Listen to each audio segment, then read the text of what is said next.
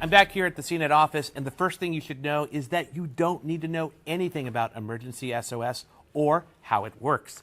The service is designed to work on its own, and the interface will walk you through the process step by step.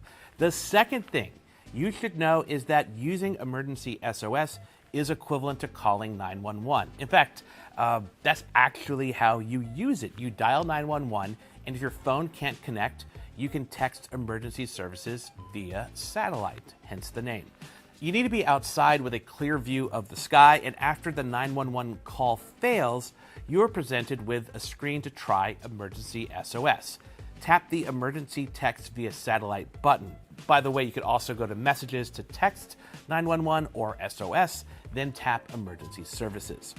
Notice the satellite icon on the top right of the phone. Next, tap Report Emergency.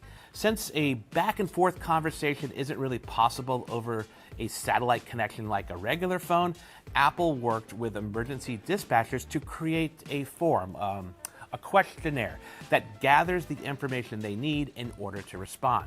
Using taps, you answer the emergency questions to best describe your situation. The types of emergencies you can choose between are car or vehicle issue, sickness or injury, crime, lost or trapped, or fire. And depending on your emergency, you're going to get different prompts and questions for each one. You can also choose to notify your emergency contacts. Next, live on-screen directions help you connect to a satellite. Now, the interface is simple and guides you to how to find the satellite and stay connected. As the satellite moved, I was prompted to move left or right to maintain the connection. And despite a cloudy, rainy day, the connectivity worked within 20 to 30 seconds most of the time. Once you're connected, your iPhone starts a text conversation with emergency responders and shares with them the emergency questionnaire answers, your location, including elevation, as well as critical information like your medical ID and emergency contact information if you have them set up. And it also shares the remaining battery life for your iPhone. You might be asked to respond to additional messages to give specifics about where you're located or whether you have medication, for example. Luckily, at the top of the screen, a window shows you your connection to the satellite and the status of your messages. Emergency dispatchers receive your messages and respond via text to start a conversation. Now, if your local dispatch doesn't support text messages, Apple has set up relay centers with operators who work as a go-between. Again, hopefully you will never need to use the feature, but I should note some fine print.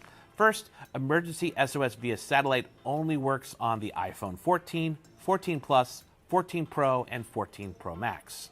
The service doesn't work indoors, and tall buildings, mountains, dense foliage, and other objects actually could block connectivity between your phone and the satellite. Apple announced that the service is free for 2 years, but beyond that, they haven't really shared any information about how much it will cost or if they ever will actually charge people to access it. At launch, it'll work in the US and Canada. Now, if you want to test emergency SOS via satellite for yourself, but not actually call 911, Apple has you covered. They created a demo mode that you can try. Open Settings, tap Emergency SOS, and scroll to the bottom to try a demo. The demo turns off your cellular connection and gives you a preview of the